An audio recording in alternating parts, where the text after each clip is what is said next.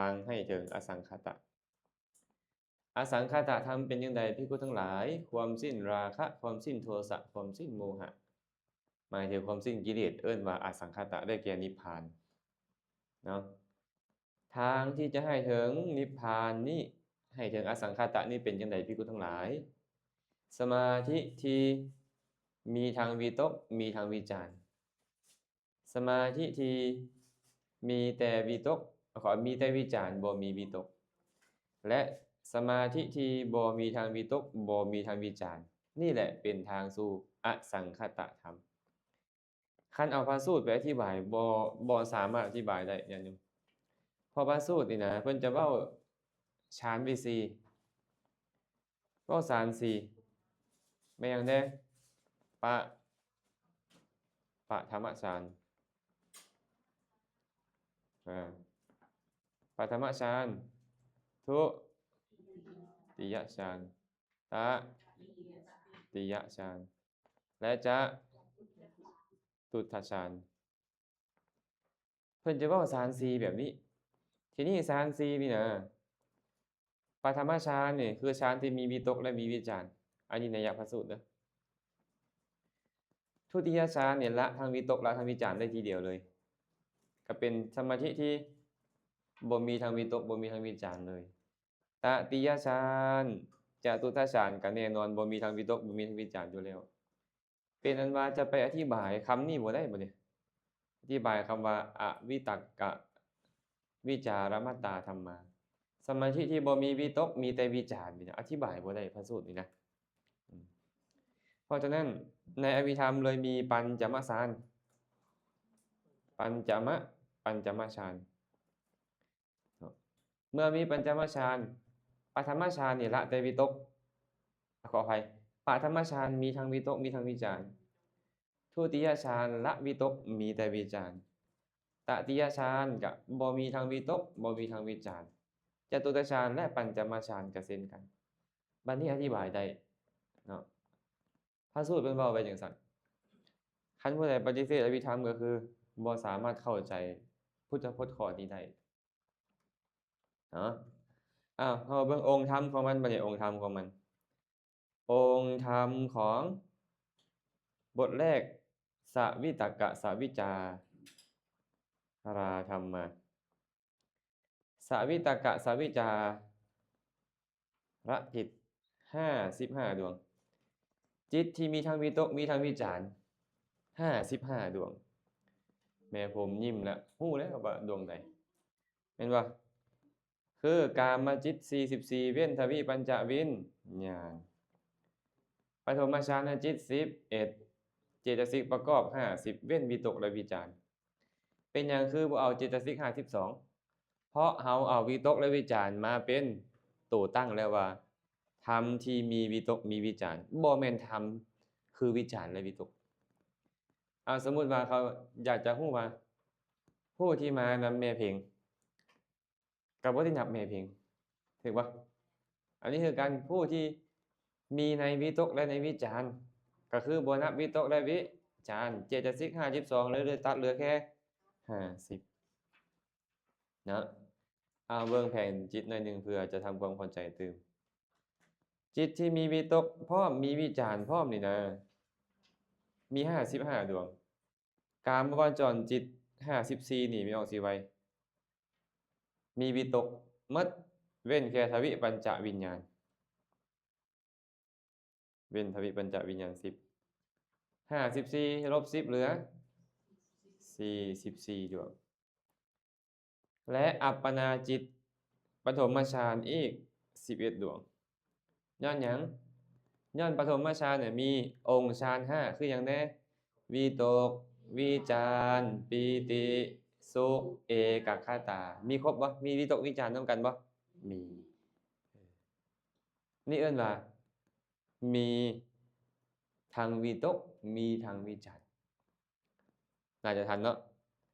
และเจตสิกที่เกิดในจิตตุบาทเดียวกัน52แต่บ่เอาฮอด52เอาแค่50ย้อนหยังย้อนว่าวิตกวิจารถูกยกมาเป็นตัวตั้งมาเบิ่งบัดนี้ธรรมเหล่านี้นี่นะมันสงเคราะห์ลงในขันธ์อายตนะ ธาตุและสัจจะเป็นหยังจึงส่งลงเคาะลงในขันธ์ธาตุอายตนะสัจจะนี่เพราะธรรมชาติบ่แม่นตัวตนบ่แม่นบุคคลบ่แม่นเฮาบ่แม่นเขาถูกปะมันบ่มีตัวตนบ่มีบุคคลธรรมชาตินี่เกิดขึ้นตั้งอยู่ดับไปเอาความโลภนี่เกิดขึ้นตั้งอยู่ดับไปบ่ตัณหาของพวกเขานี่ยังอยู่บ่ตัณหามื้อวานนี่ยังอยู่บ่ตอนหิวข้าวแห้งๆมื้อสวยนี่ยังอยู่บ่ตอนนี้ยังแต่หิวนอนแม่นบ่ แต่มันเกิดแล้วมันดับไปตอนนั้นแล้วรู้สึกว่าบ่พอใจมันคือร้อนแท้คือเหนียวโตแท้ยังอยู่บ่สภาพนั้นเกิดขึ้นตั้งอยู่ดับไป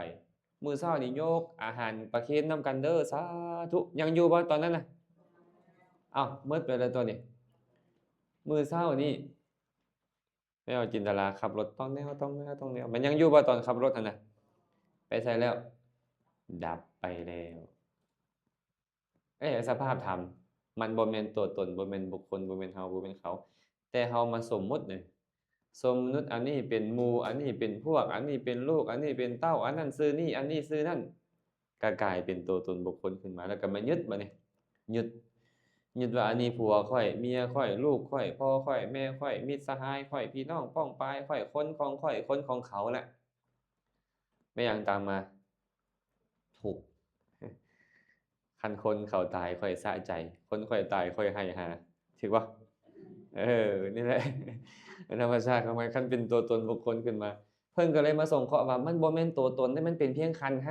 5เอิ้นอีกชื่อหนึ่งเอิ้นว่าอายตนะ12เอิ้นอีกชื่อหนึ่งเอิ้นว่าธาตุ18เอิ้นอีกชื่อหนึ่งเอิ้นว่าสัจจะ4มันบ่เกินนี้เพิ่นว่าคันเห็นเป็นเพียงขันธ์เพียงธาตุเพียงอายตนะบ่โดนก็พ้นทุกข์เดี๋ยวนี้เฮาบ่เห็นจังซั่นเห็นเป็นเท้ากอตั้งคอเห็นปิยะขึ้นมาปึ๊บอุ๊ยเพิ่นกัดแขวใส่นำจังซี่ไว้เนาะ แล่นไปเซะแก้มหั่นญาติกันอุ้ม บ่มีอันสภาวะธรรมเกิดเลยตอนนั้นน่ะอืมลืมหมดเลยเนาะแต่ว่าก็มาจากเมตตาแม่นบ่มาจากเมตตาแล้วเป็นเหตุให้เกิดตัณหาอ่อนๆพอเหลือใจเขานี่กัดแขวบิดมันก็นะ มาต่อบัดนี้เฮามาส่งเขาลงในขันธ์เฮาเว้าเรื่องหยังนี่เฮาเว้าเรื่องนามธรรมเรื่องจิตเรื่องเจตสิกมันควรได้จักขันธ์4ขันธ์4ขันธ์คือหยังแน่เวทนาเจตสิกเป็นเวทนาขันธ์สัญญาเจตสิกเป็นสัญญาขันธ์เจตสิกที่เหลืออีก48เป็นสังขารขันธ์จิตทั้ง55ดวงเป็นวิญญาณขันธ์บ่มีเลยตัวตนบุคคลเฮาเขาเนาะมีแต่ขันธ์นี่เกิดขึ้นตั้งอยู่ดับไปเกิดขึ้นตั้งอยู่ดับไปแบบนี้แหละสภาพของมันน่ะบ่อื่นจากนี้ดอกดีก็เกิดขึ้นแล้วดับชั่วก็เกิดขึ้นแล้วดับฮักแพงก็เกิดขึ้นแล้วดับสิ่งชังก็เกิดขึ้นแล้วดับอิจฉาริษยาก็เกิดขึ้นแล้วดับทุกสิ่งเกิดขึ้นแล้วดับหมดแต่ว่าไอ้ตัณหามานะทิฏฐิของพวกเขามันจะไปยึดว่าแนวใดคันมันยึดขึ้นมาก็ต้องทุกข์เนาะแม่นางเฮ็ดจังไดพวกเราจังสิบ่ทุกข์ก็พยายามพิจารณาธรรมนี่เรื่อยๆว่าเป็นเพียงขันธ์เพียงธาตุเพียงอายตนะมีอายตนะภายในก็ต้องกระทบอายตนะภายนอกวิญญาณก็ต้องเกิดขึ้นมาตั้งอาศัยการรู้อารมณ์ก็เป็นไปเวทนาก็ต้องเกิดขึ้นแม่นบ่สุดท้ายแล้วก็ตัณหาก็ต้องมายึดแล้วทิฏฐิก็ต้องมายึดก็วนเวียนอยู่แบบนี้บ่จบบ่สิ้นว่า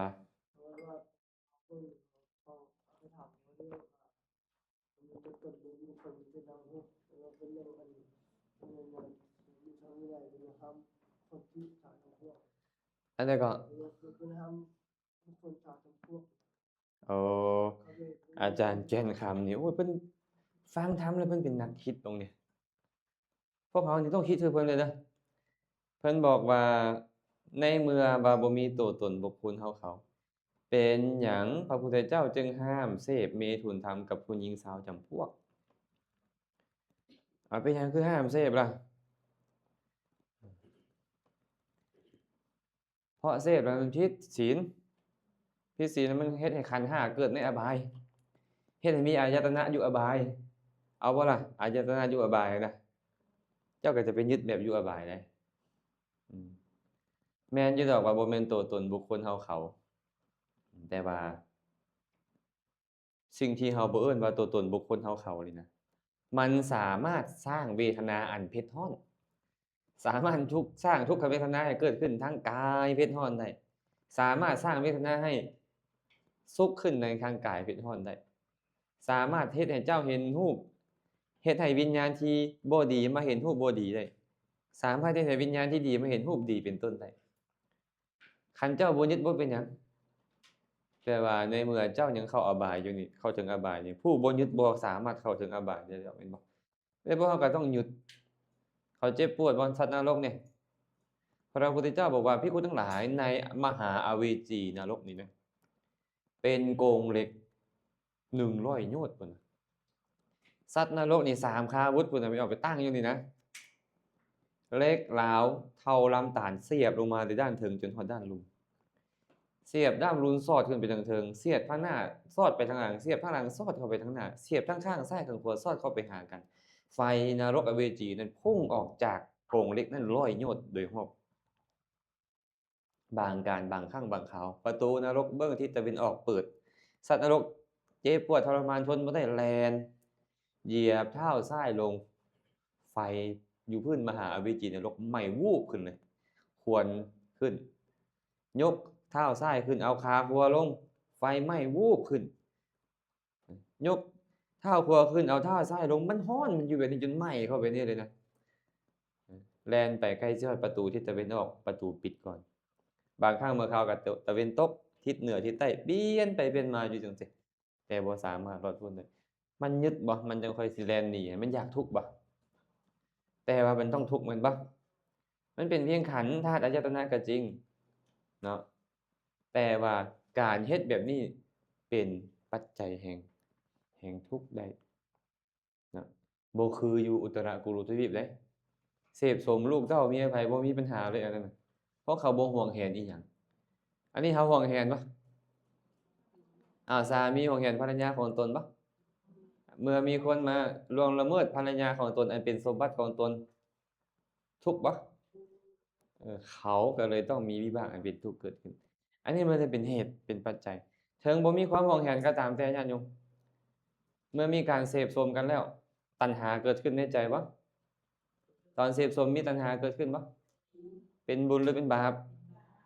บาปสร้างสุขหรือสร้างทุกข์สร้างทุกขเวทนาในอนาคตได้เนาะแต่ว่าบุญก็สมมุติบาปก็สมมุติบุญก็สมมุติได้อาจารย์แก่นคำว่าบุญนี่บ่มีแต่สภาพที่ถูกเอิ้นว่าบุญนี่มีคำว่าบาปนี่บ่มีแต่สภาพที่ถูกเอิ้นว่าบาปนี่มีคำว่าเค็มบ่มีพอกถมแต่ความเค็มนั้นมีอยู่แต่สมมุติอันรสชาติเป็นนี่สมมุติมันว่าเค็มเฮามาสมมุติกันไปเบิดเลยอันนี้สมมุติเอาเนาะไปต่อบ่ได้ขันธ์4แล้วเนาะได้อายตนะ2เพราะเฮาเว้าเรื่องของนามธรรมอายตนะมันก็เลยได้แค่2ทิ่มอายตนะที่เป็นรูปไป10จักขุโสตฆานะชิวหากายะบ่มีเพราะบ่ได้เว้าเรื่องรูปสีกลิ่นรสสัมผัสบ่มีเพราะบ่ได้เว้าเรื่องรูปอายตนะถูกตัดออกไป10แล้วมันก็เหลือแค่มนายตนะและธรรมายตนะจิตทั้ง55ดวงนี้เป็นหยังเป็นมนายตนะเจตสิก50 50เท่าใด50เว้น2เหลือ48เป็นธรรมายตนะเป็นหยังคือต้องลบ2เพราะ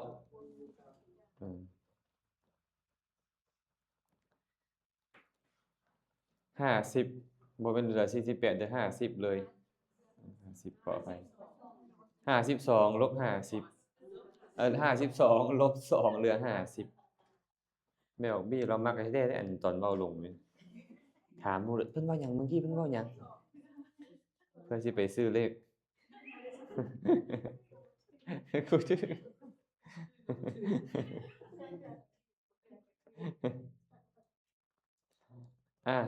ได้แล้วเนาะอายตนะเนาะอายตนะสันใดธาตุก็ไปค่อยตามกันได้แต่ว่าตัวนี้นี่นะมันดันมีปัญจทวาราวัชนะนำปัญจทวาราวัชนะและหยังสัมปฏิชนนะ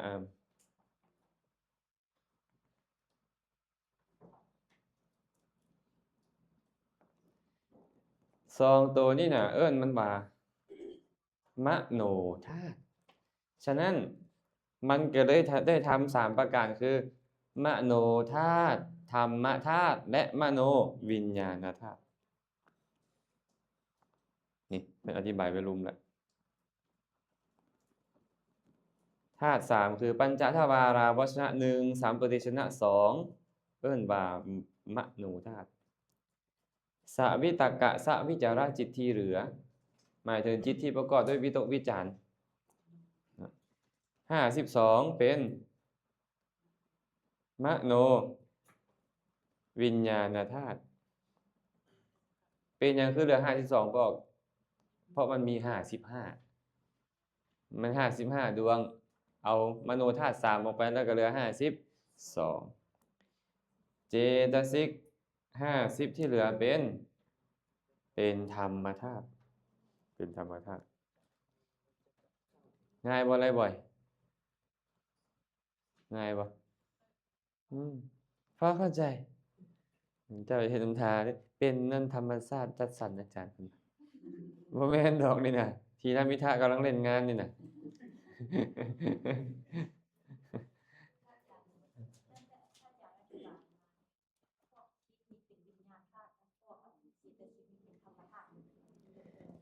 แม่นเจตสิกเป็นธรรมชาติหมด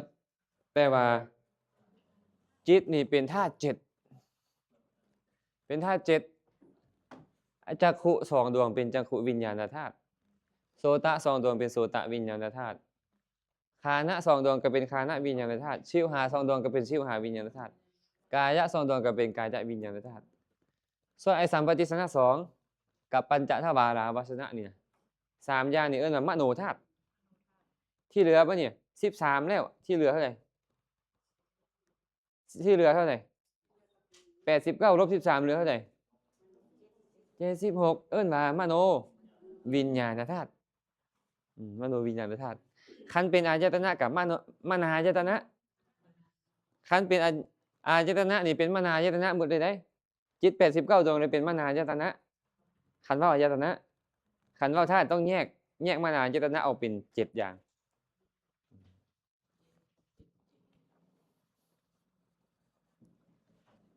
ทันบ่น่าจะทันเนาะบัดนี้สัจจะไม่ได้สัจจะเท่าไหร่สัจจะ3เพราะมันเว้ารวมเลยโลกิยจิตทั้งโลกุตระจิตเพราะว่าปฐมฌานมีมรรคมีผลนำถึงบ่นั่นก็แสดงว่าต้องทิ่มอย่างสัจจะอย่างนึงเพราะว่าเรื่องจิตนิพพานบ่มีแน่นอนถูกบ่ฉะนั้นมันเลยได้สัจจะ3โลกิยจิตเท่าไหร่47เว้นโลกุตระ8ไปเว้นโลกุตระ8 55ลบ8เหลือเท่าไหร่เหลือ47เจตสิกที่ประกอบรวม50เว้นหยังเว้นโลภะตัวนึงเพราะโลภะมันจะเป็นหยังมันจะเป็นสมุทัยเนาะเว้นโลภะตัวนึงเหลือ49จิต47เจตสิก49เอิ้นว่าทุกขสัจจะทั้งที่เจตสิกนี่เฮาเว้ากันมาตลอดว่า50แม่นบ่แต่ว่าตัวโลภะเจตสิก1นี่นะไอ้ตัวโลภะนี่มันเป็นสมุทัยเหตุเกิดทุกข์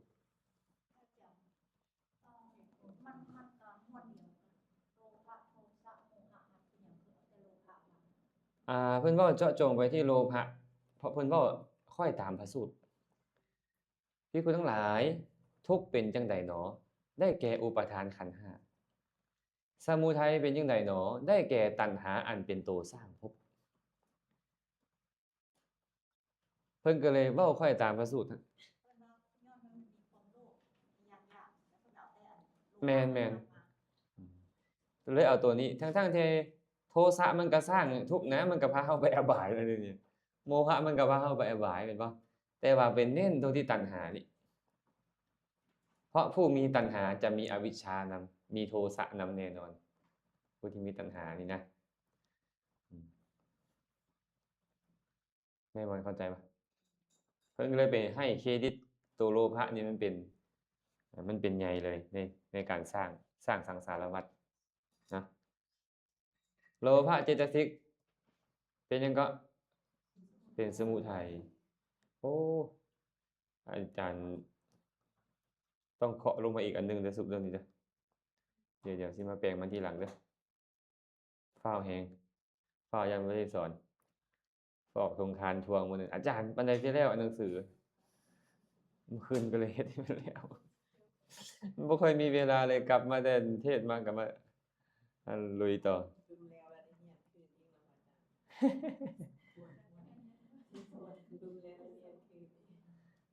องค์มรรคเจ็ดเว้นสังกัปปะอ้าวเป็นหยังคือเว้นสังกัปปะบัดนี้แม่นเอาสิไว้ฮะเป็นหยังคือเว้นสังกัปปะมาเบิ่งอันเนี่ยไอ้องค์มรรคแปดนี่เป็นชื่อของเจตสิกสัมมาทิฏฐิได้แก่โตปัญญาเจตสิกสัมมาสังกัปปะได้แก่วิตกเจตสิกสัมมาวาจาสัมมากัมมันตะสัมมาอาชีวะได้แก่วิรติเจตสิกสัมมาวายามะได้แก่วิริยะเจตสิกสัมมาสติได้แก่สติเจตสิกสัมมาสมาธิได้แก่เอกัคคตาเจตสิกเห็นปะแต่ว่าตอนนี้เนี่ยเขาเอาวิตกออกย้อนหยังล่ะเพราะเขาบอกแล้วว่าเอาธรรมที่ประกอบกับวิตกถูกปะเขากำลังเว้าธรรมที่ประกอบกับวิตกเขาบ่ได้เว้าวิตกนำฉะนั้นถึงองค์มรรคจะมี8ก็จริงแต่เอาวิตกออกที่เอิ้นว่าสังกัปปะนี่วิตกและสังกัปปะนี่จาก8เหลือเท่าใดอ้าวอาจารย์วิจารณ์เขาออกบ่แม่นว่าอาจารย์วิจารณ์บ่แม่นองค์มรรควิจารณ์เป็นแค่องค์ฌานมันบ่แม่นองค์มรรคก็เลยบ่มีกิจต้องไปตัดมันออกเพราะมันบ่มีอยู่ในมรรคอยู่แล้วก็เลยตัดแค่วิตกเนาะคันซั่นเพิ่นเลยบอกว่าองค์มรรค7เว้นสังกัปปะในมรรคจิตนั้นเป็นมรรคสัจจะเป็นมรรคสัจจะทันบ่ไม่ออกนี้เหมือนแม่นบ่เหมือนจะไปกันใหญ่ เหมือนจะไปกันใหญ่มรรคจิตุบาท28ผลจิตุบาท35เป็นสัจจะวิมุตติอ้าวแต่ก่อนหน้าเฮาคือว่า29แล้วตอนหน้านี้นะแม่นบ่ก่อนหน้านี่เฮาคือว่า29เป็นหยังมันคือได้แค่28ล่ะฮะ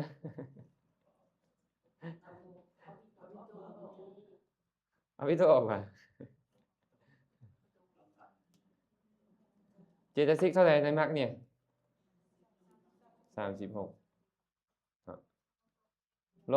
ลบ8ได้เท่าไหร่28ฮะเอาวิจารณ์ออก1เหลือเท่าไหร่เหลือเท่า7ว่ะบวกจิต1เหลือเท่าไหร่ถูกบ่ผลจิต35เอ้าแต่ก่อนเฮาคือว่าผลจิต37มันคือเหลือ35เอาออกวิตกวิจารณ์นั่นเจตสิก36ลบวิตกวิจารณ์2เหลือ34บวกจิต1เป็น35เหล่านี้เอิ้นว่าสัจจะวิมุตติพ้นจากความเป็นสัจจะทั้งๆที่มันมีอยู่จริงมันควรต้องเป็นสัจจะอย่างใดอย่างหนึ่งแม่นบ่มันมีอยู่จริงนะเดี๋ยวนี้มันเป็นปรมัตถธรรมนะแต่ว่าบ่เอิ้นสัจจะนะเดี๋ยวนี้บ่เอิ้นว่าสัจจะเพราะมันบ่เข้าตัวใดมันบ่เข้าทุกข์เพราะมันบ่เป็นโลกิยะมันบ่เข้าเหตุเกิดทุกข์เพราะมันบ่แม่นตัณหามันบ่เข้ากับมรรคเพราะมันบ่แม่นหนทางดับทุกข์และมันบ่เข้ากับนิพพานเพราะมันเป็นจิตเป็นสังคตะนิพพานเป็นอสังคตะมันก็เลยบ่ บ่ได้สัจจะใดเลยในสัจจะสี่เอิ้นมันว่าสัจจะวิมุตติโอ้เริ่มเข้มข้นแล้วได้นี่ได้เบิ่งหน้าแต่ละคนก็ฮู้แล้วว่าเริ่มเข้มข้นแล้ว อืม งงเข้า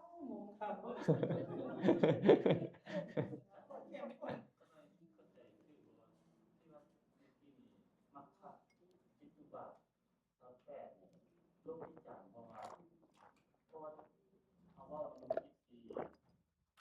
เกิดขึ้นรับที่ตัวมันมีจาง แม่น ที่ตัวมันเป็นหลักในองค์มรรคเนาะ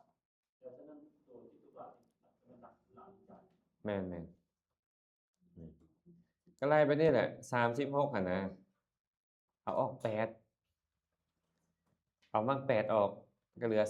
28แต่วิจารณ์มันบ่ได้อยู่ในมรรค8ก็ลบวิจารณ์อีกหนึง27ก็เอาบวกจิตมาเนี่ยก็เป็น28คือเก่าไปต่อองค์ที่2เนาะวิตกมีหยังก็วิตกะวิจารมตตาธัมมาธรรมที่บ่มีวิตกมีแต่วิจารณ์มันแม่นหยังเรามีวิตกแต่บ่มีวิจารณ์แต่บ่มีวิตกได้แก่ทุติยฌานทุติยฌานเท่านั้นนี่ทุติยฌานนี่ทุติยฌานนี่มันละแต่วิตกแต่ยังมีวิจารณ์ถูกบ่ละวิตกแต่มีวิจารณ์ตัวใดมีวิตกมีวิจารณ์นำแน่นอนแต่ตัวใดมีวิจารณ์บ่มีวิตกก็ได้นี่แหละพวกที่มีวิจารณ์แต่บ่มีวิตกเนี่ยปฐมฌานจิต11ดวงนี้เป็นหยังนี่เป็นรูปวจร3เป็นโลกุตระ8เป็น11แสดงว่ามีทั้งโลกิยะมีทั้งโลกุตระโอกาสจะเป็นสัจจะมันก็ได้2กันแล้วนี่นะทุกข์และมรรคทุกข์และมรรคมาเบิ่งเพิ่นไล่ว่าทุติยฌานจิต11เจตสิกที่ประกอบ36เว้นวิจารณ์และวิตกเจตสิก55ในสวิตกะสวิจาราจิต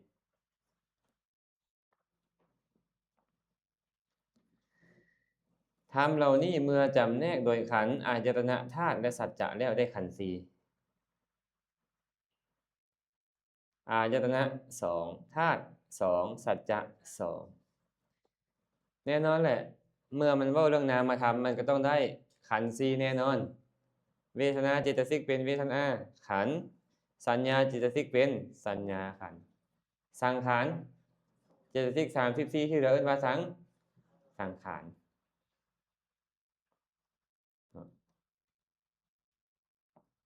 แต่บ่เอาวิตกนำวิตกมันบ่เกิดขึ้นเป็นหยังคือไรไปนั่น36มีหยังแน่ไม่ออกสิไว้36นี่ฮะมาลายมือ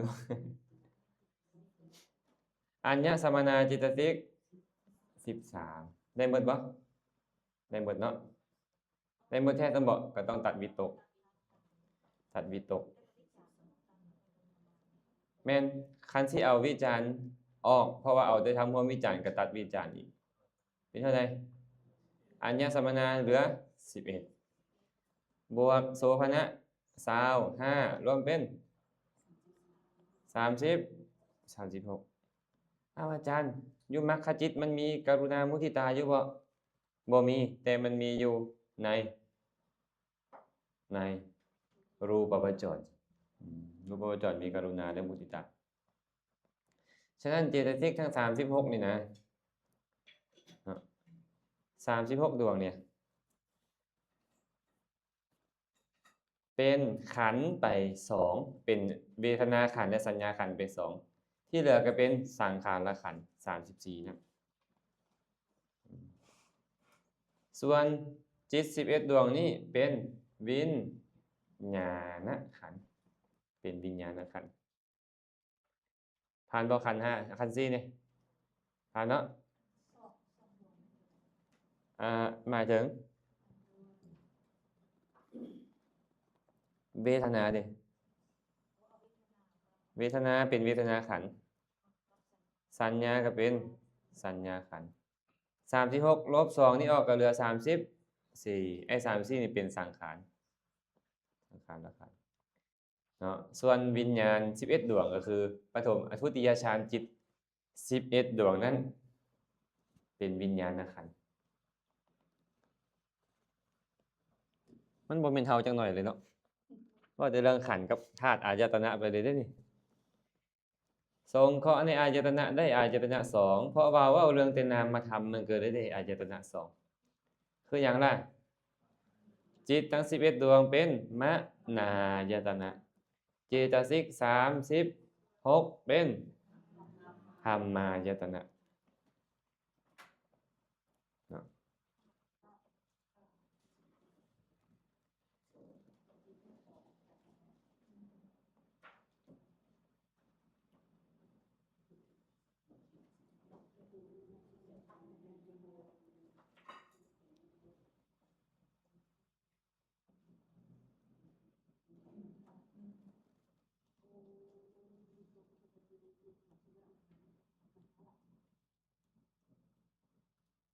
ได้ธาตุจักธาตุได้2ธาตุคือกันทุติยฌานจิตทั้ง11ดวงเป็นมโนวิญญาณธาตุเจตสิก36นี่เพิ่นบวกวิตกเจตสิก55ในวิตกเจตสิก55เป็นธรรมธาตุ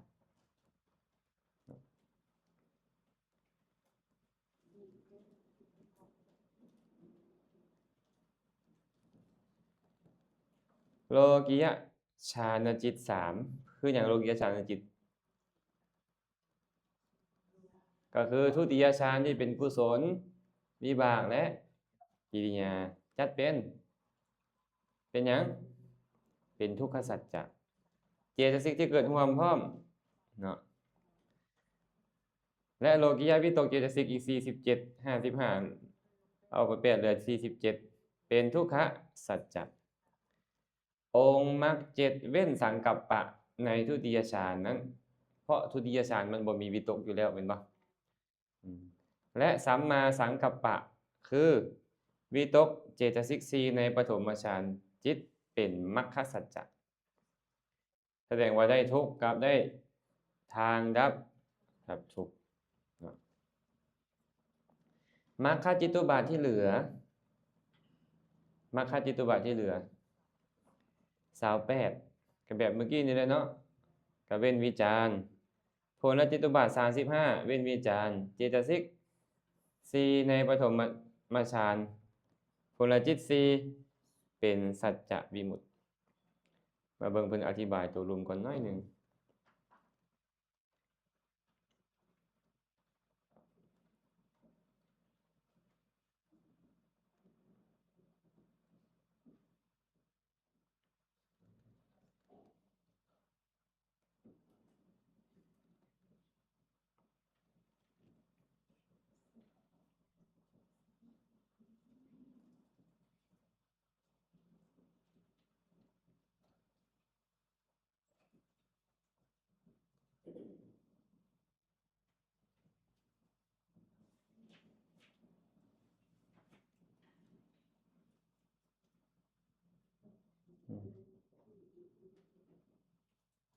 ดูหนึ่งเด้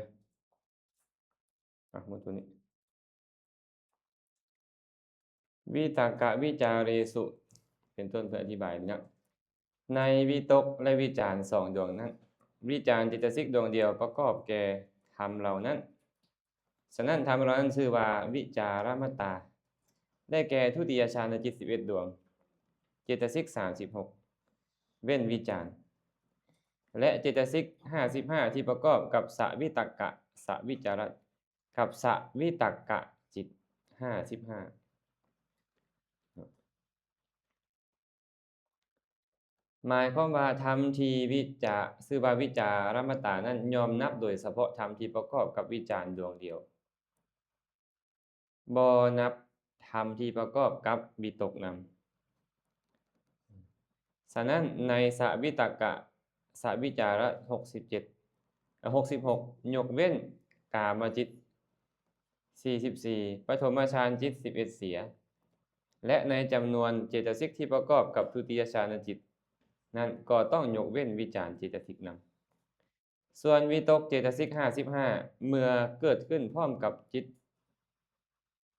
พร้อมกับจิตดวงก็มีแต่วิตกเจตสิกอย่างเดียวบ่มีวิตกเจตสิกอื่นๆประกอบ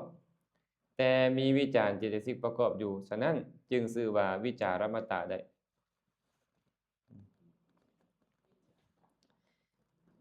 วิตกเจตสิก55นั่นน่ะมันเคยเกิดพร้อมกับวิจารก็เลยต้องนับมันนำนับมันนำเพราะมันเกิดขึ้นกับวิจารได้เดี๋ยวนี้เพิ่นสิเอาธรรมที่เกิดพร้อมกับวิจารเพิ่นก็เลยไล่มาใส่เวลาเพิ่นเว้าเพิ่นก็เลยเว้าตัวประกอบเข้ามาให้เฮาเข้าใจตื่ม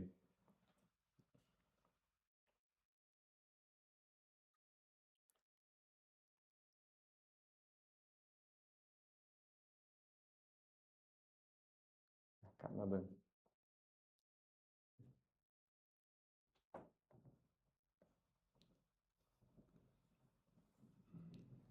เบิ่งตัวที่3มานี่อิหยังอวิตกะวิจาระอวิตกาวิจาระวิจาราธรรมมาบ่มีทางวิตกบ่มีทางวิจารธรรมเหล่านี้อวิตกะอวิจาระจิต55คือทวิปัญจวิญญาณและจิต10ตติยฌาน11จตุตฌาน11ปัญจมฌาน23เจตสิกที่ประกอบ36และวิจารเจตสิก11ในทุติยฌานจิต11รูป28และนิพพานชื่อว่าเป็นธรรมที่บ่มีทางวิตกบ่มีทางวิจาร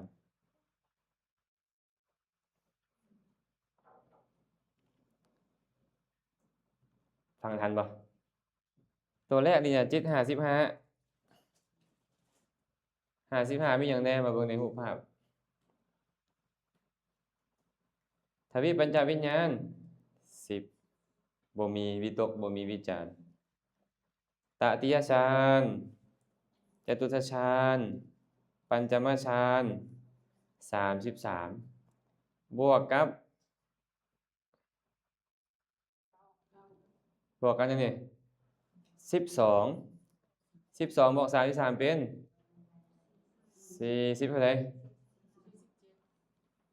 33บวก12เป็น45มาบวกกับทวิปัญจวิญญาณอีก10เป็น55นี่แหละจิตมี55นี่เจตสิกได้36ได้36เนาะและบ่พอจะสัมพันธ์ได้เพิ่นว่าในทุติยฌาน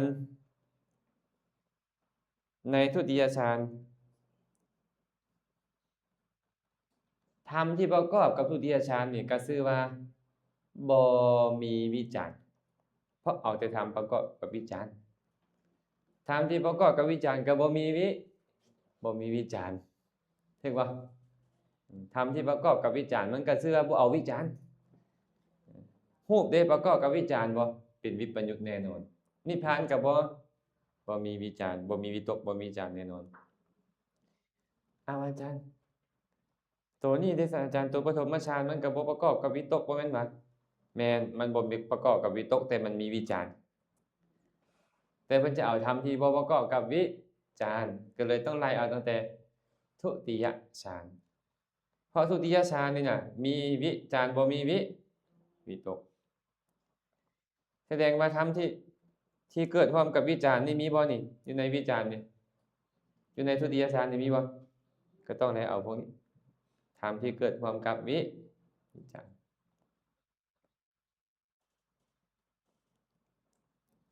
ผ่านบ่เป็นจังไดข้างหลังเป็นจังไดรู้สึกจังไดม่วนบ่ มา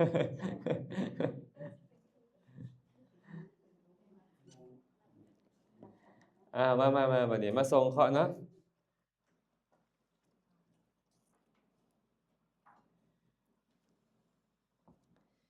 วิจารณ์เจตสิกเนาะในทุติยฌานเมื่อกี้นี่บ่ผ่านเด้อบ่เอาทำอย่างอื่นเอาวิจารณ์เจตสิกวิจารณ์เจตสิกเนี่ยมันประกอบกับวิจารณ์บ่ฮะวิจารณ์เจตสิกมันประกอบกับวิจารณ์บ่บ่ประกอบกับวิจารณ์เมื่อกี้นี้บ่ผ่านเลยนี่วิจารณ์เจตสิกประกอบกับวิจารณ์บ่ไม่ออกสีไวยอยู่รวมกับไม่ออกสีไวยบ่บ่นี่แหละนี่เราผู้ประกอบกับวิจารณ์ก็ตัวมันเองนะ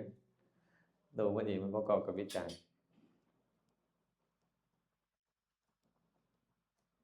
มากินดารายังไง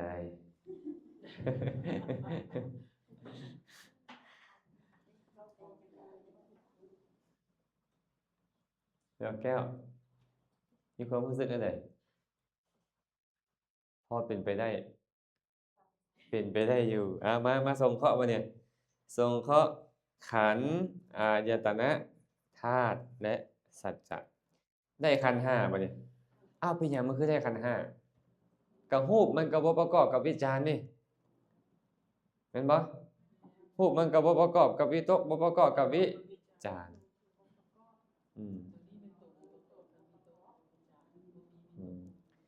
นิพพานเด้นิพพานมันก็บ่ประกอบเนาะฉะนั้นมันก็เลยได้ขันธ์5รูปขันธ์ทั้งหมดเป็นรูป28เป็นรูปขันธ์เวทนาเจตสิกเป็นเวทนาขันธ์สัญญาเจตสิกเป็นสัญญาขันธ์เนาะ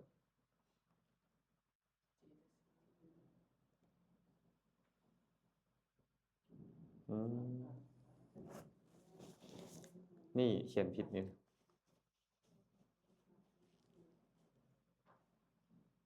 ต้องเขียนใหม่เดี๋ยวสิกลับไปแก้เด้อบางเทื่อสิเขียนเนี่ยสับสนควรจะเป็นรูป28เป็นรูปขันธ์นี่เนาะแล้วเคาะลงมาเดี๋ยวสิไปแก้ใหม่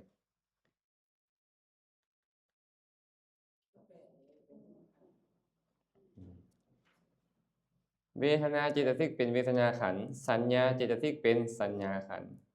เจตสิกที่เหลือเป็นและวิจารณ์เจตสิกเนี่ยเป็น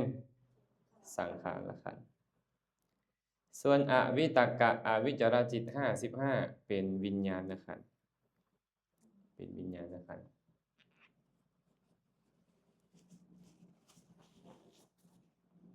ได้หาขันธ์เนาะนิพพานเป็นขันธ์บ่เป็นขันธวิมุตติเป็นขันธวิมุตติอันนี้บ่ส่งเคราะห์ลงในขันธ์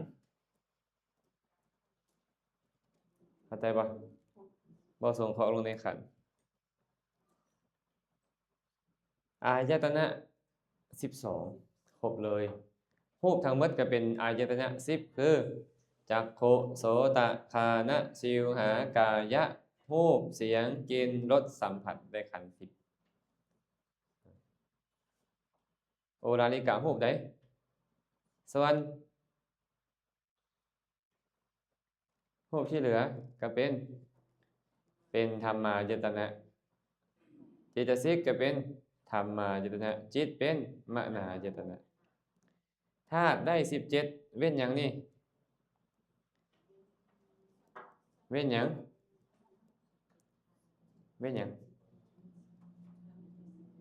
ฮะมันบ่มีหยังในจิตทั้ง55มันบ่มีมโนธาตุเห็นบ่มันบ่มีมโนธาตุมันบ่มีปัญจทวาราวัชนะมันบ่มีสัมปติชนะ มันก็เลยได้ธาตุ17เว้นมโนธาตุ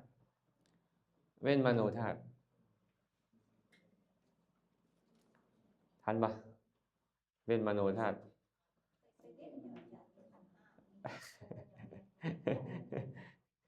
อยู่ใส่แล้วไม่แซ่เลยบอกว่าไม่ได้ใส่ไม่ตีนะใส่ไม่ซี่นะ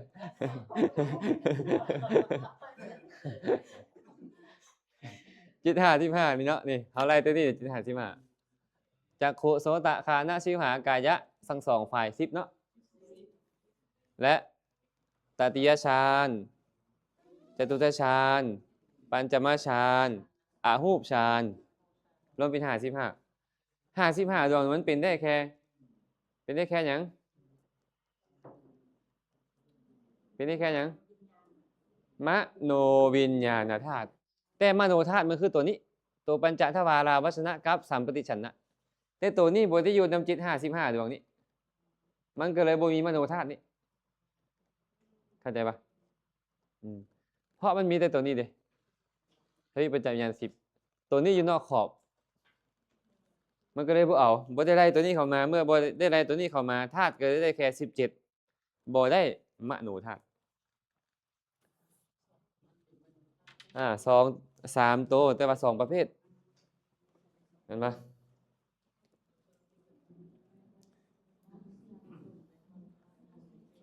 มาเบิ่งสัจจะจังหน่อยหนึงมื้อนี้สัจจะ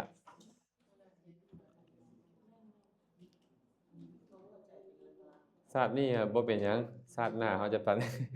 เขาจะปันนี่จึงเก่าๆสติปัญญาเอา เอาเวลาเราบูชาทำเราเว้าได้แบบไปที่ไปขอให้เป็นปัจจัยแก่ชาติต่อๆไปให้เกื้อกูลแก่ปฏิภาณ เอาตอนนี้อาจจะเข้าใจได้บ่เข้าใจได้เนาะไม่แปลนเนาะเพิ่นมีออนสีมาเป็นกำลังใจให้มันก็สิใครก็เจียกับตัวกบอยู่นะ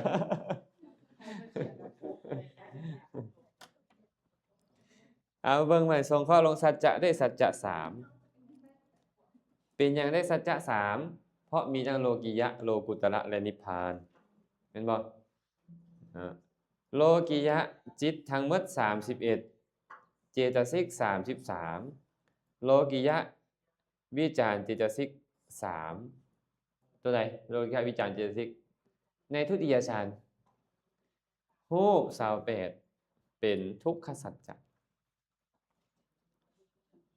คันเวลาไปเบิ่งเองก็คิดเพิ่มเอาเด้อไอ้ว่าโลกิยะวิจารนี่นะโลกิยะวิจารหมายถึงวิจารเจตสิกในทุติยฌานในรูปวจรกุศลรูปวจรวิบากและรูปวจรกิริยาอันนั้นไปเบิ่งเองย่านแต่อันแปลตัวนี้บ่ออกครับอวิตกะอวิจารจิตจิตที่บ่มีวิตกนะบ่มีวิจารนะ นิพพานเป็นนิโรธสัจจะนิพพานเป็นนิโรธสัจจะองค์มรรค7เว้นสังกัปปะเป็นหยังต้องเว้นสังกัปปะเพราะมันเริ่มจากตติยฌานเป็นต้นไปแม่นบ่ที่มีในอวิตกะวิจารจิต12เป็นหยังเป็นมรรคสัจจะเป็นมรรคสัจจะมรรคจิตตุบาทที่เหลือ28ผลจิตตุบาท35และวิจารจิตสิกในโลกุตระฌานจิต4เป็นสัจจะวิมุตติ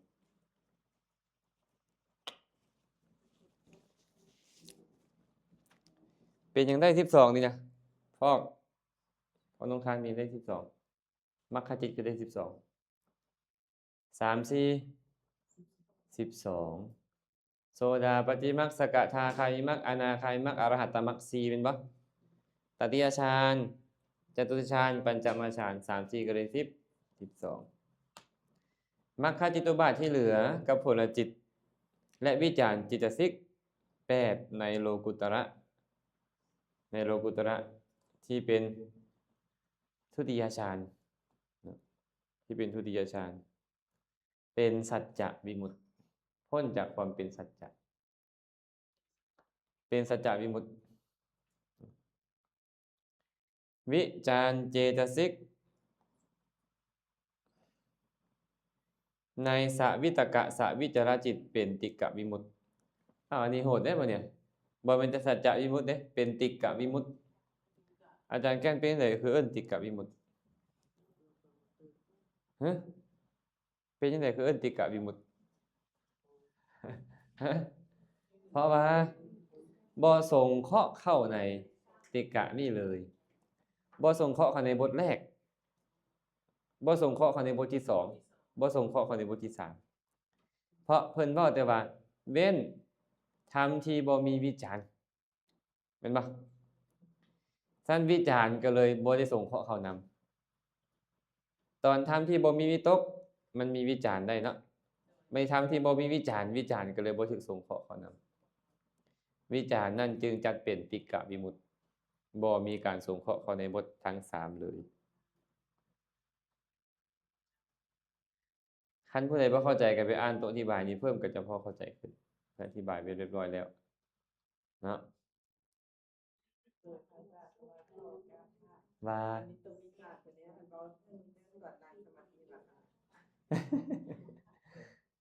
เว้าได้เว้าถึงตอนนั่งสมาธิก็ได้ตอนใดก็มีตอนนี้นี่แมวจินตนาก็มีวิตกมีความดำริในสิ่งที่จะเว้าในสิ่งที่จะเฮ็ดในสิ่งต่างๆมีวิตกเพราะว่าวิตกเจตสิกเนี่ยมันเกิดกับจิตหลายประเภทตอนกินข้าวก็ยังมีวิตกกามวิตกเกิดขึ้นอันนี้เป็นตาแซ่บดึงเข้ามาหน่อยนึง อยู่ตลอดเลยอยู่ตลอดบ่ตอนนั่งสมาธิหั่นน่ะเราบ่ต้องคิดเรื่องวิตกวิจารณ์เราไปคิดเรื่องแต่สมาธิอย่างเดียวไปคิดนำอารมณ์ของกรรมฐานอย่างเดียว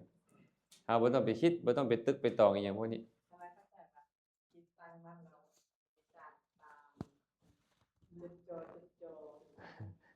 มันมีทุกจิตทุกประเภทเด้มันมีในจิตทุกประเภทบ่แม่นตั้งแต่อันอยู่นั้นแต่ว่าตอนเจริญสมาธินี่นะเรานี่ต้องใส่ใจอารมณ์ของสมาธิเราบ่ต้องมาพิจารณาจิตว่ามีวิตกมีวิจารณ์มีหยังบ่ต้องไปใส่ใจบ่เป็นหน้าที่ของเราเด้แต่ว่ามันต้องมีพวกนี้อยู่หั่นน่ะ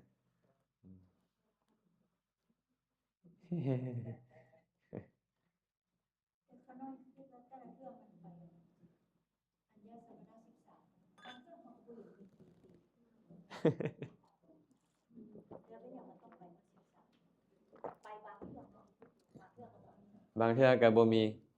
ประเภทที่เป็นอุเบกขาประเภทที่เป็นโทมนัสประเภทที่เป็นสุขประเภทที่เป็นทุกข์มันบ่มีมันจะเกิดกับจิตที่เป็นโสมนัสเท่านั้นแต่บางเทื่อโสมนัสมันก็ยังบ่มีปิติในจตุทัชฌานนี่ในจตุทัชฌานนี่บ่มีปิติเพราะข่มปิติได้แล้วสุขอยู่แต่บ่มีปิติสุขแต่บ่มีปิตินะว่า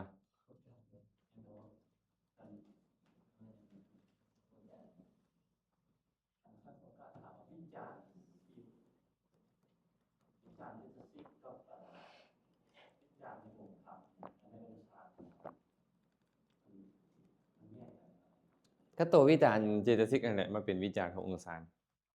แต่ฉะนั้นวิจารณ์เป็น11หมายความว่าวิจารณ์ตัวนี้ไปอยู่เนาะทุติยสาร11แม่นแม่น ก็เป็นที่เกิดร่วมกับวิจารณ์สหะไอ้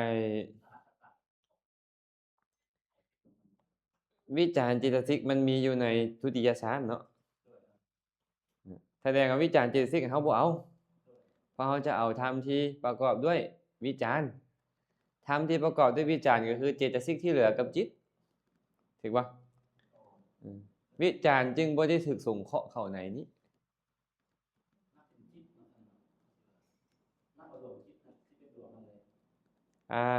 จิตเจตสิกเนี่ยมี38เอาเข้าไปมี36เนาะ36แต่ว่าอยู่ในทุติยฌานมันก็มีกรุณามุทิตานำเนาะมันก็เป็น38แม่นบ่แต่เมื่อเอาวิตกวิจารณ์ออกมันก็ต้องลดลงถูกป่ะแต่ตอนนี้นี่เขาบ่เอาวิจารณ์วิจารณ์จึงบ่ถูกสงเคราะห์เข้าในหมวดใดประมาณว่าเพิ่นจะพูดว่าเจตสิกที่เกิดกับวิจารณ์11ตัวแต่บ่แม่นบ่ได้เอาวิจารณ์แม่นบ่ได้ๆระบุตัวมันแม่น เรื่องข้างในโดยที่ว่าปัจจัยว่ามันบ่มีมโนภาพ อืม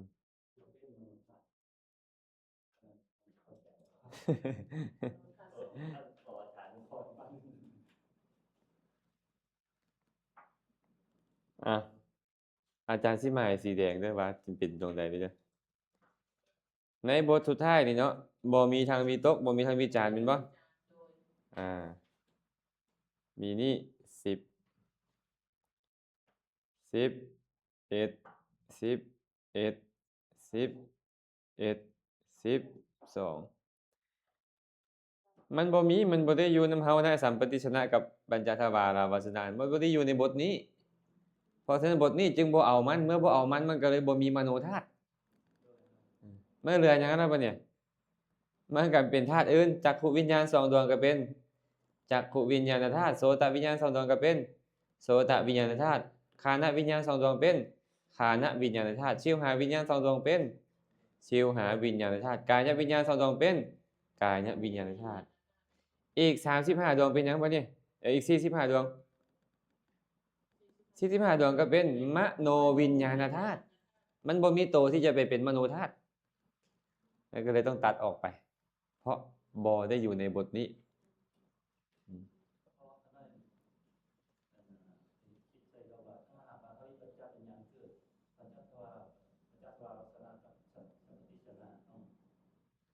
เขาจะเอาเรื่องมันเกิดมาพัวพันกับอันนี้บ่ได้เกิดกระยาค่อยบ่เอาค่อยจะเอาตัวนี้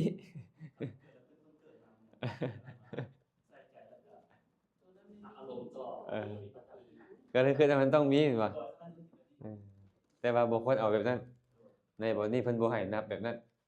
มาสงเคราะห์โดยความว่าเพิ่นเอาที่ว่าธรรมชาติที่บ่มีทางวิตกบ่มีทางวิจารณ์เลย เมื่อปัญจทวาราวชนะกับสัมปติชนะมันมีทางวิตกมีทางวิจารณ์เอามันบ่ได้ค่อยจะเอาธรรมที่บ่มีวิตกบ่มีวิจารณ์สับสนไปเรื่อยบ่เป็นไดผู้ใหม่อยากน้อย เพิ่นเฮียนอีหยังกันวะเนี่ย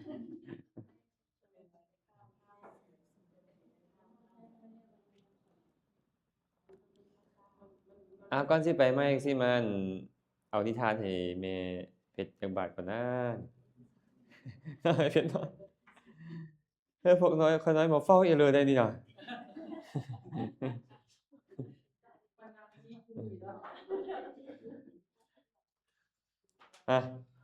มาเบิ่งฟังเรื่องราวในพระสูตรจักหน่อยหนึ่งเรื่องภิกขุเมืองโกสัมพีภิกขุชาวเมืองโกสัมพีสมัยหนึ่งพระพุทธเจ้าประทับอยู่ที่เชตวันได้ปรารภภิกขุชาวเมืองโกสัมพีตัดธรรมเทศนาว่าปะเรจะนะวิชานันติเป็นต้นได้ยินว่าอยู่ที่โคสิตารามเมืองโกสัมพีบ่เคยไปจักเทื่อนี่นะไปบ่ฮอดจักเทื่อไปอินเดียหลายรอบแล้วยังบ่ฮอดจักเทื่ออาจารย์ก็ได้สีสังเวยนี่บ่แม่นจะต้องนอกสีสังเวยอยู่ที่โคสิตารามเมืองโกสัมพีมีพระภิกขุ2รูปผู้มีบริวารรูปละ500อาศัยอยู่องค์หนึ่งเป็นวินัยธรองค์หนึ่งเป็นธรรมกถึกวินัยธรแปลว่าผู้ทรงวินัยธรรมกถึกแปลว่าผู้ควรกล่าวธรรมทรงอภิธรรมองค์เนี่ยเข้าใจอภิธรรมบ่แตกฉานวินัยองค์นั้นทรงวินัยแต่อาจจะบ่แตกฉานอภิธรรม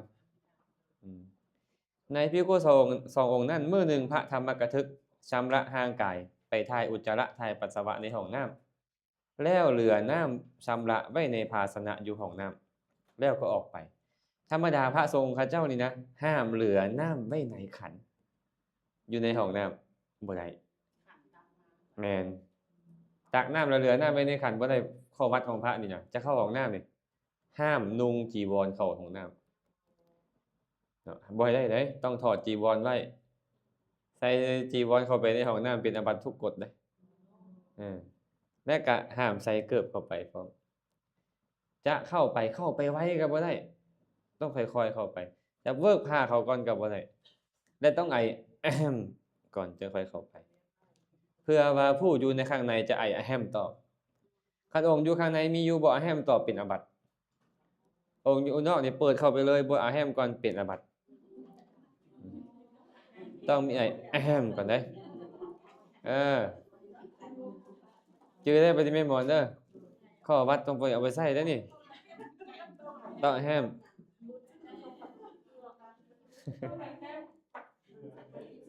เตือนกันก่อนคันมีอยู่องค์อยู่ในก็ต้องอาแฮมตอบอาตมาเคยเทื่อหนึงไม่ออกก็เป็นเจ็บท้องแฮงหมู่ทรงอะลืมล็อกประตูอาตมาเจ็บท้องบ่เฮ็ดจังได๋บ่เนี่ยเพิ่นก็นั่งย่องย่อใส่กันเนาะเพิ่นก็ได้เนาะเปิดปึ้มโอ๊ยฟ้าวปิดนั่นก็บ่ทันแล้วก็ห้องขึ้นแล้วก็ได้บ่อาแฮมเนี่ยตอนนั้นบ่คันฮู้ข้อวัดอยู่บ้านบัดอยู่พระบาทพุนสันพุ่นนะอืมเออบวชใหม่ๆเนาะบวชได้พรรษา2พรรษานี่แหละบ่คันได้มาเรียนข้อวัดอิหยังเพิ่นก็เพิ่นเจ็บท้องก็บ่ล็อกประตูบ่นี่ไอ้เฮาก็เฮาเจ็บท้อง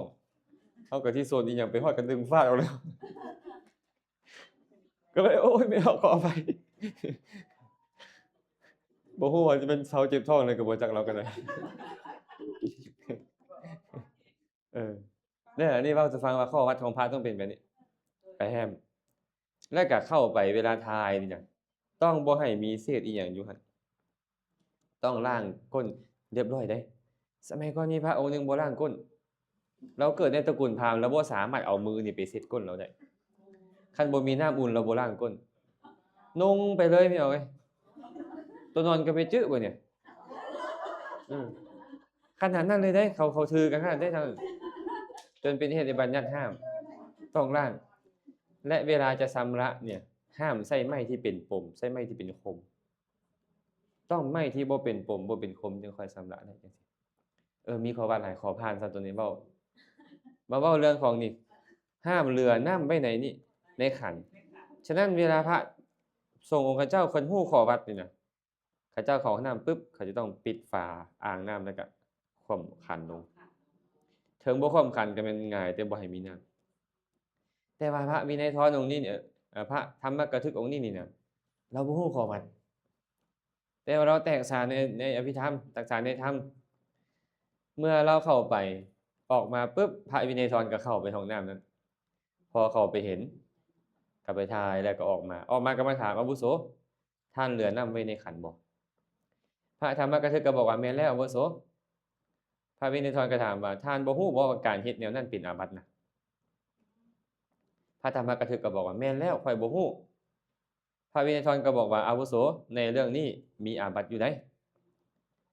พระธรรมกถึกก็บอกว่าถ้าแนวนั้นข้อยขอแสดงอาบัติแต่พระวินัยทรก็เว้าอาวุโสถ้าท่านเฮ็ดไปโดยบ่มีเจตนาหรือเพราะหลงลืมสติก็บ่เป็นอาบัติดอกมันเป็นอาบัติแต่ว่าพระวินัยทรบอกบ่เป็นอาบัติแล้วก็แล้วไปนี่ก็คิดว่าบ่เป็นอาบัติทีนี้พอกลับไปพระวินัยทรนี่ไปเย้ยบัดเนี่ยไปเว้าให้ลูกศิษย์ตัวเองฟังท่านทั้งหลายเบิ่งแหน่หัวหน้าพวกธรรมกถึกตัวเองเข้าห้องน้ำแล้วเฮ็ดข้อวัดบ่ถูกเป็นอาบัติก็บ่ฮู้โตว่าซั่นพวกลูกศิษย์นี่นะอันปากบ่ดีอะบัดเนี่ยระวังเด้อพวกเฮาก็ได้เนี่ย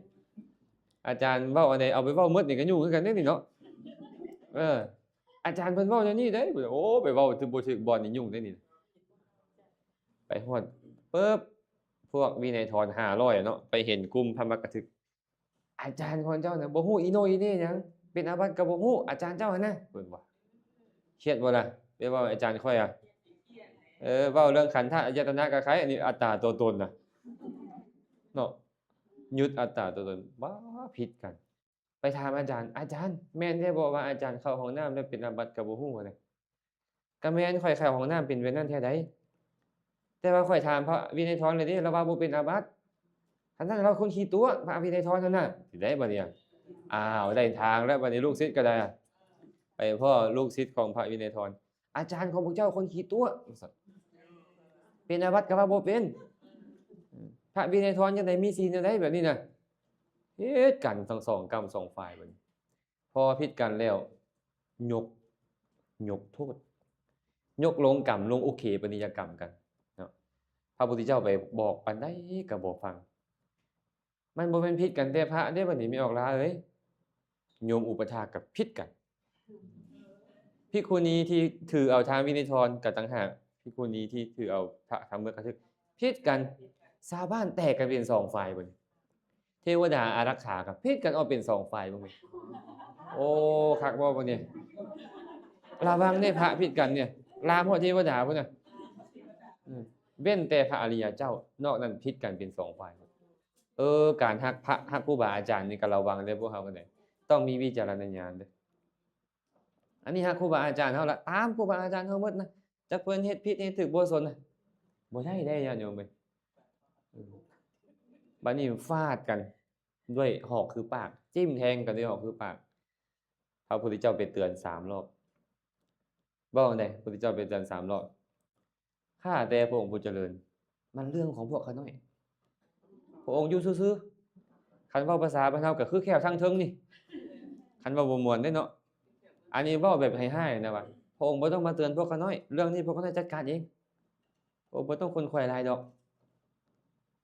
พระพุทธเจ้าเด้นี่บวชในสำนักของพระพุทธเจ้าแต่เว้ากับพระพุทธเจ้าแนวนั้นน่ะนี่เบิ่งดูขนาดเวลาอกุศลมันครอบงำเนาะโอ้เมื่อเป็นเช่นนั้นพระพุทธเจ้าไป3รอบบ่ฟังเมื่อบ่ฟังพระพุทธเจ้าก็หนีบัดนี้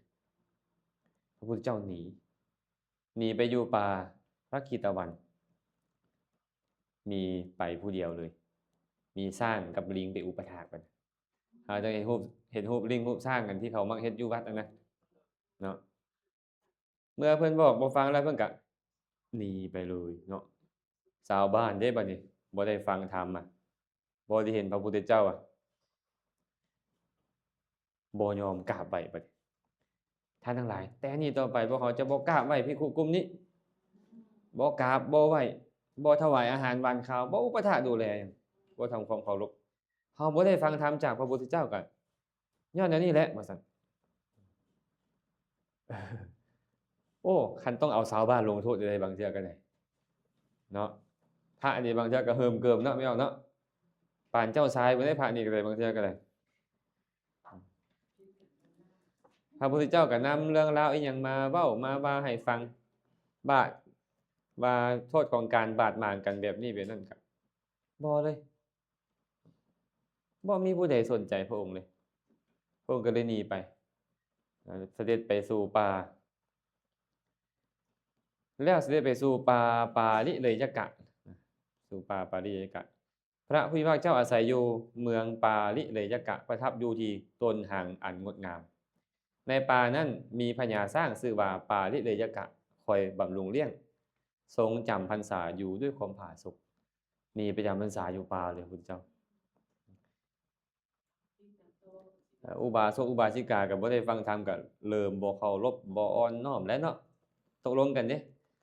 บ่ถวายข้าวปลาอาหารก็มีแต่พวกที่เลื่อมใสน้อยนึงเขาเฮ็ดบัดนี้พวกที่เรียนยังพอเลื่อมใสอยู่คิดเบิ่งเลยพระเป็นพันน่ะชาวบ้านใส่อาหารบ่ฮอด10คนน่ะเป็นจังไดสิอยู่กินจังไดแม่นบ่จอยผอมโซลงเนาะพอบ่มีอาหารก็เอาไปขอโทษพ่อไม่ออกพวกเจ้าจงกราบไหว้พวกอาตมาคือเก่าจงถวายอาหารหวานข้าวคือเก่าท้อนว่าซั่นพวกเจ้าไปขอขมาลาโทษกันใช่ไหมขอขมาลาโทษกันแล้วบ่ยังว่าซั่นนี่คันบ่จังซั่นก็ไปให้ไปขอขมาลาโทษไปขอขมาลาโทษก็บ่พอให้ไปขอขมาลาโทษพระพุทธเจ้านำบ่ก็สิบ่เฮ็ดคือเก่าจำเป็นได้เข้าไปหาพระอานนท์เนาะพระอานนท์ก็พาไปพอพาเข้าไปฮอดพระอานนท์ก็บ่อยากให้พระหลายองค์ไปรบกวนพระพุทธเจ้าเพราะพระพุทธเจ้าอยู่ผู้เดียวมาตลอดพรรษาแล้วจะเข้าไปบุ้มบาดเดียวเป็น500องค์นี่บ่คือก็เลยเข้าไปแต่ผู้เดียวพอเข้าไปปุ๊บพญาช้างมันจับค้อนอยู่เด้บ่อยากให้มารบกวนพระพุทธเจ้านะพระพุทธเจ้าก็เอิ้นใส่ปาลิเดยกะเอ้ยนั่นเป็นอุปถากของพระพุทธเจ้าเด้เจ้าจะเฮ็ดหยังได้เราก็เลยวางแล้วเราแนมไม่ออกเราแนมเด้อจื้อได้จริงเด้ออย่าเบิ่งแต่โทรศัพท์ได้จื้อเด้เพิ่นบอกว่าคนมีข้อวัดจะบ่วางเครื่องของตัวเองเทิงที่พักอาศัยครูบาอาจารย์เด็ดขาด คนที่มีข้อวัดนะไอ้พวกเขานี่บ่แม่นโน่นอีกเนาะทันว่าอีหยังก็ฟังฟาดไปโลดจากบ่อนใดเขาบ่ฮู้แหละบ่สนแหละบ่อนนั่งบ่อนนอนบ่อนพักครูบาอาจารย์บ่สนเลยอันนี้บ่มีมารยาทบ่มีข้อวัดชื่อว่าบ่ได้ศึกษามาดีพุ่นผู้ศึกษามาดีนี่เขาต้องบ่เฮ็ดแบบนั้นมาสังเกตเบิ่งแหมครูบาอาจารย์ที่เขาศึกษาข้อวัดมาดีนี่เขาจะบ่ยอมไปวางอิหยังไว้เทิงเตียงเทิงตังครูบาอาจารย์อย่าเว้าถึงการไปนั่งเลยเขาบ่นั่งเขาบ่นั่งเขาบ่นอนเทิงเตียงตังครูบาอาจารย์เขาอันนี้คือความเคารพที่เขามีสร้างตัวนี้มันก็ฮู้เนาะเบิ่งก่อนนะพระองค์นี้นี่ฮู้ข้อวัดบ่ฮู้ข้อวัดปฏิบัติบ่แล้วก็แนมอยู่พระอานนท์ไปฮอดปึ๊บก็วางบาตรวางจีวรไว้เทิงขี้หินดาดก้อนหนึ่งบ่ไปวางบนใกล้พระพุทธเจ้าแล้วก็เข้าไปอาราธนานิมนต์พระสัมมาสัมพุทธเจ้าพระเจ้าก็ถามว่ามากับไผเขาบอกว่ามากับภิกขุ500อ้าวเขาคือบ่เข้ามาย้านมารบกวนพระองค์ว่าซั่นนะย้านมารบกวนพระองค์สุดท้ายแล้วพระพุทธเจ้าก็กลับแต่ว่าปรากฏว่าไอ้ลิงนี่มันก็ไปดูแลพระพุทธเจ้าอะนะไปเอาอันหางผึ้งมาเนาะเอาหางผึ้งมาก็เก็บออกเบิดตัวอ่อนอันหยังต่างๆน่ะมาถวายพระพุทธเจ้ามันเห็นพระพุทธเจ้าสั่นน้ำผึ้งมันก็ดีใจเริ่มใสโดดจับกิ่งนี่โดดจับกิ่งนั่นด้วยความดีใจไปจับได้กิ่งไม้แห้งบัดนี้กิ่งไม้โดกตกลงมาเสียบด้วยกับตอไม้ตายคาที แต่ว่าตายในขณะที่ใจเริ่มใสพระพุทธเจ้าจึงไปเกิดมีวิมานคำสูง30โยชน์ตายด้วยความเลื่อมใสอย่าคิดว่าสัตว์เดรัจฉานเฮ็ดบุญบ่ได้เด้อญาติโยมเด้ออย่าวาจั่งซั้นเด้อไปเกิดเป็นเทวดาอยู่สวรรค์ชั้นดาวดึงส์มีนางอัปสร 1,000 เป็นบริวารมีนามว่ามักกะตะเทวบุตรชื่ออะไรจ๊ะมักกะตะเทวบุตรเทวบุตรลิง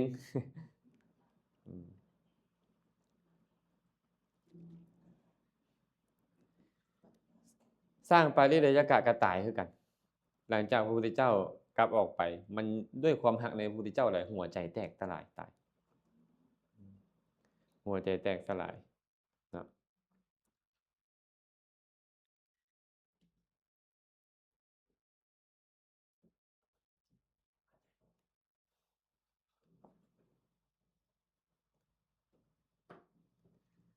พระศาสดาก็ได้ตรัสพุทธพจน์นี้กับภิกษุทั้งหลายว่าภิกษุทั้งหลายกิจทั้งปวงของเราสร้างปาริเลย์กะกระทำเพราะว่าการได้มิตรสหายเช่นนี้ควรจะอยู่ร่วมกันค่อยมีสร้างเป็นสหายดีกว่ามีพวกเจ้าเป็นสหายความหมายของเพิ่นเนาะเพราะว่าได้สหายผู้เสมอกันนี่นะได้มิตรสหายที่ควรอยู่ร่วมกันเพิ่นว่าแต่ถ้าบ่ได้สหายผู้เส้นนั้นเที่ยวไปผู้เดียวดีกว่าคันบ่มีสหายเท่านั้นแล้วก็ได้กล่าวคาถา3บทนี้ว่าสัจเจระเพทะนิปกังสหายังสัตถิงจรังสาธุวิหาริทีรังอภิพุยยะสัพพานิปริสยานิจเรยะเตนัตตมโนสติมาถ้าได้สหายผู้มีปัญญารักษาตนผู้เที่ยวไปร่วมกันมีปกติด้วยดีมีปกติอยู่ด้วยดีเป็นนักปราชญ์ก่อครอบงำอันตรายทั้งปวงมีใจยินดีมีสติเที่ยวไปกับสหายนั้นโนเจระเพทะนิปกังสหายังสัตถิงจรังสาธุวิหาริทีรังราชาวรถังวิชิตังปหายะเอโกจเรมาตังคะรันเยวนาโคถ้าบ่ได้สหายผู้มีปัญญารักษาตนผู้เที่ยวไปพร้อมกันมีปกติอยู่ด้วยดีเป็นนักปราชญ์ก็ควรเที่ยวไปผู้เดียวเหมือนพระราชาทรงละแว่นแค้นที่ทรงพิชิตสงครามแล้วหรือเหมือนช้างมาตังคะเที่ยวไปในป่าตัวเดียวสร้างมาตังคะนี่จะบ่เข้าฝูงผมมักฝูงเที่ยวไปผู้เดียวมันค้านลำลิลำไรไปเว้านำฝูงเว้านำหมู่นำพวกนี่โอ้ยผู้หนึงก็อยากเฮ็ดแนวหนึงผู้หนึงก็อยากเฮ็ดแนวหนึงมันใจจิตใจบ่คือกันเพิ่นว่าคันบ่ได้หมู่ที่มีศีลสมาธิปัญญาเหมือนกันกับตนเที่ยวไปผู้เดียวดีกว่าเอกัสสะจริตังเสยโยนัตถิพาเลสหายตาเอโกจเรนะจะปาปานิกะยิราอปโปสุโกมาตังครัญเยวนาโค การเที่ยวไปคนเดียวประเสริฐกว่าความเป็นสหายบ่มีในคนพาลควรเที่ยวไปคนเดียวและบ่ควรกระทำบาปทั้งหลายเป็นผู้มีความขนขวยน้อยเหมือนสร้างมาตังคะอยู่ในป่าฉะนั้นอาตมามักคำนี้หลายนัตถิพาเลสหายตาสหายเป็นว่าอย่างสหายเนี่ยญาติโยมสหายะแปลผู้อยู่ร่วมเนาะผู้อยู่ร่วมไปไสก็ไปร่วมอยู่ไสก็อยู่ร่วมแต่หากเขาเป็นคนพาลมันบ่มีคุณเครื่องความเป็นสหายแท้ๆนะพุ่นน่ะมันชอบหาแต่ซองน้อยซองใหญ่ที่ซ้อที่โกงที่ลักขโมยที่เอารัดเอาเปรียบเฮาอยู่นี่น่ะบางเทื่อนี่อยู่ต่อหน้าเฮากินข้าวนำเฮายิ้มใส่หน้าเฮาอยู่ซุมื้อนี่แหละผู้นี้แหละบ่มีคุณเครื่องความเป็นสหายจักหน่อยเลยอืมบางเทื่อสามีภรรยากันจอบท่าตั้งแต่ที่สิหักหลังกันอยู่เนี่ยเพิ่นเลยบอกว่านัตถิพาเลสหายตาคุณเครื่องความเป็นสหายบ่มีในคนพาลพุ่นอืมบ่มีดอก หลีกให้ไกลไปผู้เดียวดีกว่าพุ่นน่ะอยู่ผู้เดียวดีกว่าเพราะว่าบ่มีคุณเครื่องความเป็นสหายในคนพาลบางคนเข้ามาหาหวังปอกลอกก็มีเห็นบ่บางครั้งเข้ามาหาซอกความบ่ดีเข้ามาหาก็หลายบางครั้งอยู่นำกันนั่นแหละเป็นเวลาโดนแต่ก็ซอกวิธีกำจัดตนเองอาตมายังมักเว้าตลอดเรื่องของหมู่อาตมาให้แม่ออกฟังอยู่ซื่อๆป่วยเข้าบ่ฮู้สาเหตุบัดไปจอบเบิ่งแล้วเมียเอายาพิษไปใส่บวงกาแฟส่งกาแฟให้กินเอายาพิษมากินเข้าเทื่อละน้อยมันบ่โดนมันก็ตายก่อนเนาะแม่นบ่เราฮู้ไปแล้วเราก็หนีเลยเมียหั้นอยากได้สมบัติอันน่ะอยากได้สินสมทรัพย์อิหยังนำกันนั่นน่ะป๊าแบบนี้ก็แย่เลยเว้ยคุณเครื่องความเป็นสหายบ่มีในคนพาลอันนี้น่ะอืมระวังเด้อเด้อพวกเราก็ได้เด้อ ยิ้มใส่กันอยู่ได้บางเทื่อเห็นบ่เขาเฮ็ดอันรูปลงในเฟซบุ๊กในหยังน่ะมือซ้ายอะจับกันบอกเอามือขวาบ่จับกันจับมือกันแต่ว่ามืออีกข้างหนึ่งเสื่องมีดไปทางหลังแม่นบ่ไม่เอานกเตรียมแทงอยู่แล้วแม่นบ่ยิ้มใส่กันได้ใส่หน้ากากเข้าไปหากันโอ้คาถานี่คักหลายอาตมาว่านัตถิพาลีสหายตาในเวลาจบคาถาลงภิกขุห้าห้อยรูปเหล่านั้นก็บรรลุเป็นพระอรหันต์จบคาถาลงบรรลุเป็นพระอรหันต์แล้วพวกเขาเด้ล่ะยังหมุนติ้วอยู่พวกเขาออกแล้วหมุนติ้วอยู่นี่เนาะอืม พระอานนท์ก็ได้ให้ข่าวสารที่อนาถบิณฑิกาเศรษฐีและคนอื่นๆฝากมานิมนต์พระพุทธเจ้าพระอานนท์ก็บอกว่าท่านอนาถบิณฑิกาเศรษฐีนางวิสาขาเป็นต้นนี่นะฝากมานิมนต์ว่าข้าแต่พระองค์ผู้เจริญอริยสาวก5โกฏมีอนาถบิณฑิกาเศรษฐีเป็นต้นหวังการเสด็จกลับของพระองค์ได้พระองค์มาโดนแล้วขาน้อยพระอริยเจ้า5โกฏนี่นะบ่เห็นพระพุทธเจ้าฮู้สิทุกข์ส่ำใดอยากเห็นพระพุทธเจ้าเนี่ยขอพระองค์จงกลับเถิดพระศาสดาก็ตรัสว่าถ้าอย่างนั้นเจ้าจงถือเอาบาตรและจีวรเถิดแล้วก็ถือเอาบาตรและจีวรเสด็จออกไปพญาสร้างได้ไปยืนขวางทางเสด็จบ่อยากให้หนีพญาสร้างก็ได้ฮักพระพุทธเจ้าเนาะภิกษุทั้งหลายกราบทูลว่าข้าแต่พระองค์ผู้เจริญสร้างเฮ็ดหยังกันหน่อยพระองค์ตรัสว่าภิกษุทั้งหลายสร้างนี่หวังจะถวายอาหารแก่พวกเจ้านำโอ้สร้างอยากถวายอาหารสร้างนี่เป็นผู้มีอุปการะคุณแก่ตถาคตมาตลอดกาลอันยาวนานบ่ควรที่จะเฮ็ดให้จิตของมันคุ้นเครื่องพวกเจ้าจงกลับก่อนเถิดให้พวกเจ้ากลับก่อนซะพระศาสดาทรงภิกษุทั้งหลายกลับคืนฝ่ายสร้างก็เข้าไปสู่ป่าดงเก็บหมากไม้ต่างๆมีหมากมี่หมากกล้วยเป็นต้นมาโฮมกันไว้เป็นกองแล้วถวายแก่ภิกษุทั้งหลายในวันต่อมาภิกษุหาห้อยหูปบ่สามารถสั่นหมากไม้นั้นหมดสิ้นได้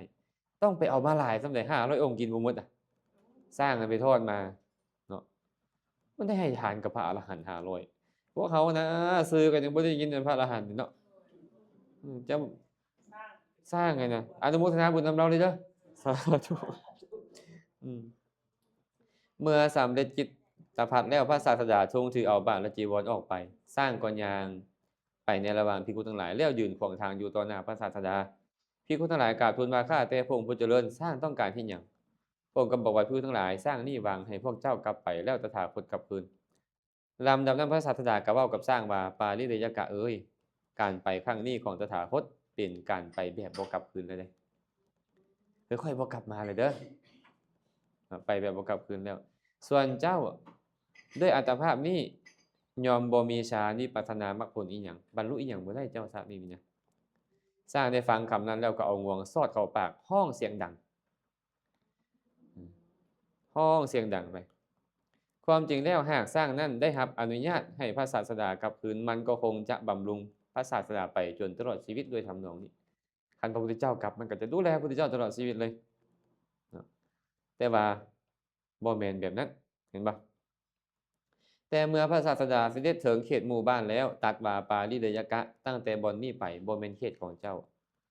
ที่อยู่ของมนุษย์มีภัยอันตรายหลายเจ้าจงอยู่ที่นี่แหละสร้างนั้นห้องให้ยืนอยู่บนนั้นนั่นเองเมื่อพระศาสดาเสด็จไปรับสายตาหัวใจของมันก็แตกสลายตายไปในขณะนั้นคิดฮอดแฮงคักแฮงเคยเป็นบ่เฮาฮักผู้ใดแฮงเราต้องสูญเสียผู้นั้นไปเฮาทุกข์บ่ฮักพ่อฮักแม่ฮักปู่ฮักย่าฮักลูกฮักหลานฮักสามีภรรยาเนาะมันทุกข์อะด้วยความเลื่อมใสในพระศาสดามันได้ไปเกิดเป็นเทวดาองค์หนึ่งในสวรรค์ชั้นดาวดึงส์มีวิมานคำสูง30โยชน์เหมือนกับตัวลิงนั่นเลยมีนางอักษรพันหนึ่งเป็นบริวารมีนามว่าปาริเดยกะเทพบุตรตอนนี้เราก็ยังอยู่สวรรค์ชั้นดาวดึงส์พุ่นแหละพระผู้มีพระเจ้าก็กลับไปตามลำดับเนาะจนฮอดเมืองสาวัตถีก็ได้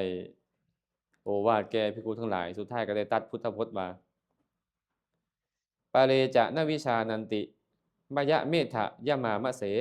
เยจะตัตถะวิชานันติตะโตสัมมันติเมทคาคนเราอื่นยอมบ่ฮู้ว่าพวกเขากำลังย่อยยับอยู่ในที่นี้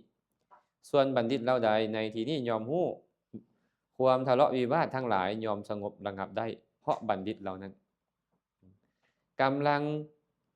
พยายามพากันนี่น่ะเฮ็ดสิ่งที่บ่ดีต่างๆเพราะจิตใจบ่ดีของตัวเองเนี่ยทะเลาะเบาะแว้งกันด้วยประการต่างๆนี่นะบ่ฮู้ว่าตัวเองกำลังย่อยยับเห็นบ่พวกภิกษุทั้งหลายย่อยยับบ่กิเลสเกิดขึ้นครอบงำจิตใจสุดท้ายแล้วพระศาสดาก็บ่อยู่นำชาวบ้านชาวเมืองก็บ่เคารพบ่ยำเกรงบ่ถวายฮอดภัตตาหารมันก็ย่อยยับซะแล้วบ่เนาะคันอกุศลนั้นส่งผลไปไสบัดนี้บ่เชื่อถ้อยฟังคำพระศาสดาไปไสอบายทุกขติวินิบาตส่วนบัณฑิตเหล่าใดยอมฮู้ความทะเลาะวิวาทยอมระงับลงบัณฑิตจะบ่ทะเลาะวิวาทกันให้พวกเฮาส่วนหลายแล้วบ่แม่นบัณฑิตเนาะแม่นบ่เนาะพวกเฮาบ่เป็นบัณฑิตก็หาแต่เรื่องมาทะเลาะเบาะแว้งกันอยู่บ่เซานะพระผู้มีพระเจ้าตรัสพุทธพจน์นี้ในเวลาจบลง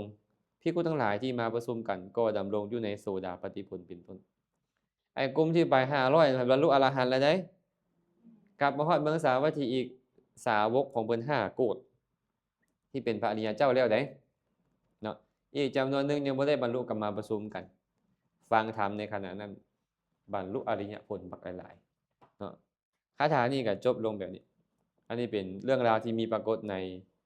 ทางวินัยปิฎกและก็ในพุทธกานิกายธรรมบทพระพุทธเจ้าเอามาแสดงไว้เนาะชั่วโมงนี้ก็คงจะพอกันพักผ่อนจักหน่อยแล้วจังเข้ามาอนุโมทนาบุญนำเด้อ